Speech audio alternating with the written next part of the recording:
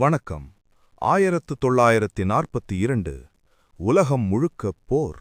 ஆனால் இந்தியாவின் இதயத்தில் வேறொரு போராட்டம் கொழுந்து விட்டுக் கொண்டிருந்தது.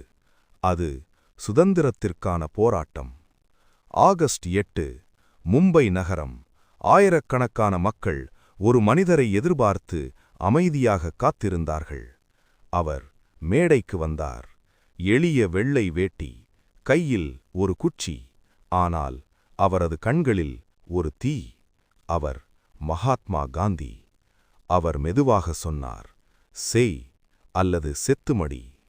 அந்த ஒரு வரி ஒரு தேசத்தின் இரத்தத்தை கொதிக்க வைத்தது. அடுத்த நாள் பிரிட்டிஷ் அரசு காந்தியையும் ஜவஹர்லால் நேரு உள்ளிட்ட தலைவர்களையும் கைது செய்தது.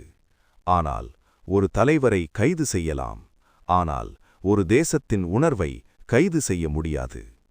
கிராமங்கள் எழுந்தன, நகரங்கள் எரிந்தன, ரயில்கள் நின்றன, தேசியக் கொடி உயர்ந்து பறந்தது. ஒவ்வொரு தெருவிலும் ஒரே முழக்கம், வெள்ளையனே வெளியேறு.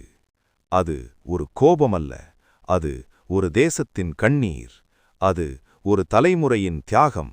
அந்த இயக்கம் உடனே சுதந்திரம் தரவில்லை, ஆனால் அது பிரிட்டிஷ் ஆட்சிக்கு ஒரு கடைசி எச்சரிக்கை.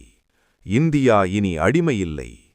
5 ஆண்டுகள் கழித்து 1947 ஆகஸ்ட் 15 இந்தியா சுதந்திரமானது.